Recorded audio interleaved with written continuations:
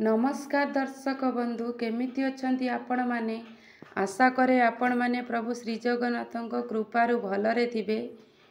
तो सांग माने आजिर वीडियो रे आपण माने देखिबे भल समय आसीबा पूर्वरु एही कीट माने देई थांती किछिटा संकेत। तो चलंतु सांग माने डेरी न करी स्टार्ट करिबा आजिर एई सुंदर वीडियोटी।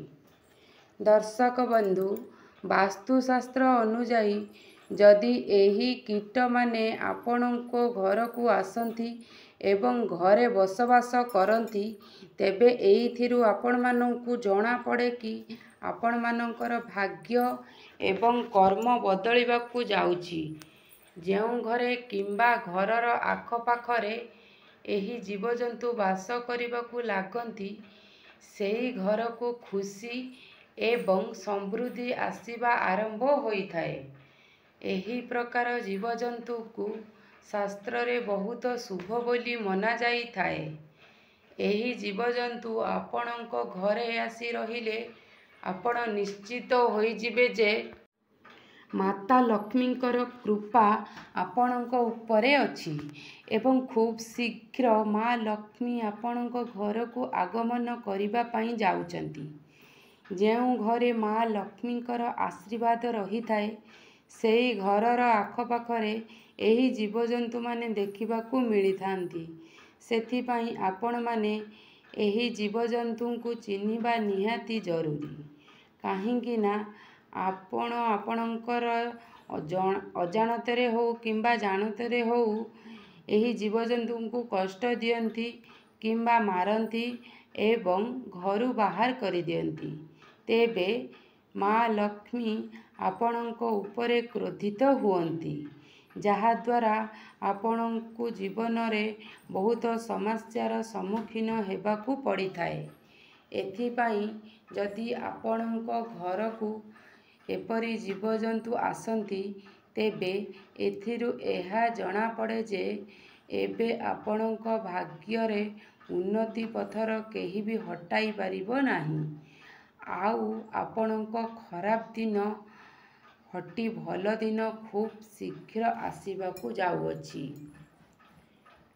तेबे चलंतु जानिबा एही जीवजंतु माने किए जे कि भल समय आसिले घर को आसंती एवं आसीबा द्वारा घर धन धान्य रे परिपूर्ण होइथाए। तो चलंतु जानिबा नंबर 1 जदि आपणको घर को किंबा छात ऊपर को पेचा आसी थाए तेबे एहा को बहुत शुभ संकेत बोली मना जाई थाए। माता लक्ष्मींकर सबुठारु प्रिय पक्षी पेचा अटे। पेचा आसीबा द्वारा घरे धन दौलत एवं समृद्धि रे भरी जाए। जदि छात उपरे पेचा बसी थाए तेबे एहार अर्थ हेउची आपणको धन प्राप्तिर योग अछि। सेथि लागि माँ लक्ष्मी आपणको घरे विराजमान होइचंती एवं आपणकर अटकी जाइथिबा काम यथाशीघ्र आरंभ हेबाकू जाउअछि। नंबर 2 विभिन्न प्रकार रंगर प्रजापति अनेक शुभ संकेत धरी निज सहित बुलुथांती। जदि सुनेली किंबा अनेक रंगर प्रजापति आपणको घर को आगमन करती एवं एमिति प्रजापति आपणको बारंबार देखा जाउथिबे एवं जदि एमिति प्रजापति सुंदर देखा जाउथिबो किंबा मन किणी नहीं जाउथुबो तेबे आपण माने बुझी जांतु जे जेउ भली से प्रजापति सुंदर ठीक सेही भली आपणको जीवन सुंदर एवं सुख समृद्धि रे भरी जीव। प्रजापति घर को आसीबार अर्थ घरे सुख शांतिर आगमनर संकेत देइथाए। तेणु प्रजापतिर आगमन को शुभ संकेत बोली मना जाई थाए। वास्तुशास्त्र रे मध्य एई विषय रे बहुत विस्तृत भावे वर्णना करा जाइछि। ପ୍ରଜାପତି ଘରକୁ ଆସିବା ବହୁତ ବଡ଼ ଶୁଭ ସଂକେତ ହୋଇଥାଏ। ତେଣୁ ଏମିତି ଘରେ ମାତା ଲକ୍ଷ୍ମୀ ସ୍ୱୟଂ ବାସ କରିଥାନ୍ତି। ତେବେ ଆପଣ ବୁଝିଯାଆନ୍ତୁ କି ଆପଣଙ୍କ ଖରାପ ସମୟ ବହୁତ ଜଲ୍ଦି ଶେଷ ହେବାକୁ ଯାଉଅଛି ଏବଂ ଆଜିଠାରୁ ଆପଣଙ୍କର ଭଲ ସମୟ ଆରମ୍ଭ ହେବାକୁ ଯାଉଛି। ଆପଣଙ୍କ ଘରକୁ ଘେରି ରହିଥିବା ଦାରିଦ୍ର୍ୟ ମଧ୍ୟ ଅନ୍ତ ହେବାକୁ ଯାଉଛି। ମାତା ଲକ୍ଷ୍ମୀଙ୍କ ସହିତ କୁବେର ମହାରାଜାଙ୍କ କୃପା ବି ହେବାକୁ ଯାଉଅଛି ଏବଂ ସମ୍ବନ୍ଧୀୟ ସମସ୍ତ କାର୍ଯ୍ୟ ଆପଣଙ୍କର ସଫଳ ହେବାକୁ ଯାଉଅଛି। ନମ୍ବର 3, ଆପଣମାନେ ଚୁଚୁନ୍ଦ୍ରାକୁ ଥରେ ହଉ ପଛେ ଦେଖିଥିବେ। ଚୁଚୁନ୍ଦ୍ରା ବେଶୀ ରାତି ସମୟରେ ଦେଖାଯାଆନ୍ତି। କେବେ କେବେ ଆପଣମାନେ ଦିନ ସମୟରେ ମଧ୍ୟ ଚୁଚୁନ୍ଦ୍ରାକୁ ଦେଖିଥିବେ। ଏହା ମୂଷା ଭଳି ଦେଖିବାକୁ, କିନ୍ତୁ ଚୁଚୁନ୍ଦ୍ରାର ନାକ ମୂଷାଠାରୁ ବଡ଼ ହୋଇଥାଏ। ଯଦି ଆପଣଙ୍କ ଘରକୁ ଚୁଚୁନ୍ଦ୍ରା ପଶୁଥିବାର ଦେଖିଲେ କିମ୍ବା ଚୁଚୁନ୍ଦ୍ରା ଆପଣଙ୍କ ଘରକୁ ପ୍ରତିଦିନ ପ୍ରବେଶ କରେ, ତେବେ ଆପଣ ବୁଝିଯିବା ଉଚିତ କି ଦୁନିଆରେ ଭଗବାନଙ୍କ ଛଡ଼ା ଏମିତି କୌଣସି ଜିନିଷ ନାହିଁ ଯିଏକି ଆପଣଙ୍କ ଭାଗ୍ୟକୁ ବଦଳାଇବାରେ ଅଟକାଇବ। ଚୁଚୁନ୍ଦ୍ରା ଘରକୁ ପଶିବା ଅର୍ଥ ଆପଣଙ୍କ ଉପରେ ମା ଲକ୍ଷ୍ମୀଙ୍କର କୃପା ଅଛି। ଏହି ଚୁଚୁନ୍ଦ୍ରା ଯଦି କୌଣସି ବ୍ୟକ୍ତି ଚାରିପଟେ ବୁଲୁଥାଏ, ତେବେ ସେହି ବ୍ୟକ୍ତି ନିଜ ଜୀବନରେ ବହୁତ ସଫଳତା ପାଇଥାନ୍ତି। ଏମିତିରେ ଚୁଚୁନ୍ଦ୍ରା କାହାରି ଚାରିପଟେ ବୁଲନ୍ତି ନାହିଁ। ଯଦି ଏପରି ହୁଏ, ତେବେ ସେ ବ୍ୟକ୍ତି ଦିନ ଦ୍ୱିଗୁଣ ଓ ରାତି 4 ଗୁଣ ସଫଳତା ହାସଲ କରେ। ଯଦି ଏପରି ହୁଏ, ତେବେ ସେହି ବ୍ୟକ୍ତିର ଦୁଃଖ ଅତି ଜଲ୍ଦି ଦୂର ହେବାକୁ ଯାଉଛି।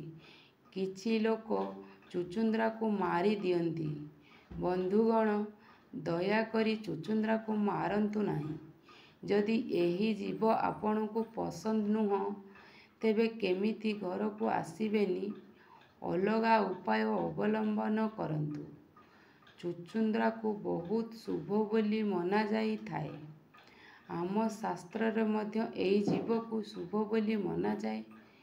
ସ୍ୱପ୍ନରେ ଚୁଚୁନ୍ଦ୍ରା ଦେଖିବା ଖୁବ୍ ଶୁଭ ହୋଇଥାଏ। ନମ୍ବର 4, ବନ୍ଧୁଗଣ, ଯଦି ଆପଣଙ୍କ ଛାତ ଉପରେ ନୀଳ ରଙ୍ଗର ଶୁଆ ଦେଖାଯାଏ, ତେବେ ଏହାକୁ ଶୁଭ ସଂକେତ ମନାଯାଇଥାଏ। କୌଣସି କାମରେ ଶୁଆ ଦେଖିବା ବହୁତ ବଡ଼ ସଫଳତାର ପ୍ରତୀକ ହୋଇଥାଏ ବୋଲି ଶାସ୍ତ୍ରରେ ଉଲ୍ଲେଖ ଅଛି। ସେଥିପାଇଁ ବନ୍ଧୁଗଣ, ଯଦି ଆପଣଙ୍କର କୌଣସି କାମରେ ଆରମ୍ଭରେ ଶୁଆ ଦେଖନ୍ତି, ତେବେ ସେହି କାମ ବିନା ଦ୍ୱନ୍ଦ୍ୱରେ ସଫଳ ହେବାକୁ ଯାଉଅଛି। ନମ୍ବର 5, ଝିଟିପିଟିକୁ ବହୁତ ଶୁଭକାରୀ ଜୀବ ମନାଯାଇଥାଏ। ଝିଟିପିଟିକୁ ମା ଲକ୍ଷ୍ମୀଙ୍କର ପ୍ରତୀକ ବୋଲି କୁହାଯାଏ, କିନ୍ତୁ କିଛି ଲୋକ ଝିଟିପିଟିକୁ ଘୃଣା କରିଥାନ୍ତି। ଝିଟିପିଟି ଘରେ ରହିବା ସେମାନଙ୍କର ଜମା ବି ପସନ୍ଦ ଆସେ ନାହିଁ। ସେମାନେ ଝିଟିପିଟିକୁ ମାରି ଦିଅନ୍ତି, କିନ୍ତୁ ମାରିବା ଉଚିତ ନୁହେଁ। ଏମିତିରେ ଝିଟିପିଟି ଦେଖାଯିବା କୌଣସି ବଡ଼ କଥା ନୁହେଁ, କିନ୍ତୁ ବହୁତ ଝିଟିପିଟି ଏକା ସାଙ୍ଗରେ ଦେଖାଯିବା, ଏହାକୁ ବହୁତ ଶୁଭ ସଂକେତ ମନାଯାଇଥାଏ। ଯଦି ଆପଣମାନେ 3ଟି ଝିଟିପିଟିକୁ ଏକ ସାଥିରେ ଦେଖୁଛନ୍ତି, ତେବେ ଆପଣ ଜାଣିଯାଆନ୍ତୁ କି ଆପଣଙ୍କର ଧନୀ ହେବାର ସମୟ ଆସିଗଲା। ବିଷ୍ଣୁ ପୁରାଣରେ କୁହାଯାଇଛି, ଯଦି ଆପଣ ପୂଜା କରିବା ସମୟରେ ଆପଣଙ୍କ ପାଖରେ ଝିଟିପିଟି ଦେଖାଯାଏ, ତେବେ ଆପଣ ଭାଗ୍ୟ ଉଦୟ ହେବାର ସଂକେତ ଦେଇଥାଏ। ଆପଣଙ୍କ ଘରକୁ ମା ଲକ୍ଷ୍ମୀଙ୍କର ଆଗମନ ହେବାକୁ ଯାଉଛି।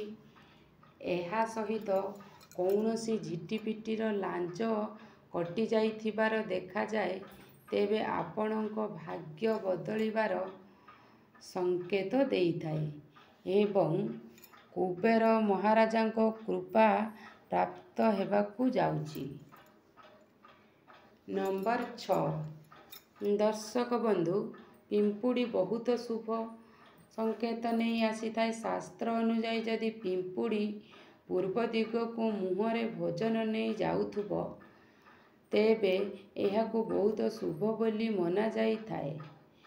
ଏହା ଆପଣଙ୍କୁ ଦର୍ଶାଇଥାଏ କି ଆପଣଙ୍କ ଭାଗ୍ୟ ଖୁବ୍ ଶୀଘ୍ର ଚମକିବାକୁ ଯାଉଛି।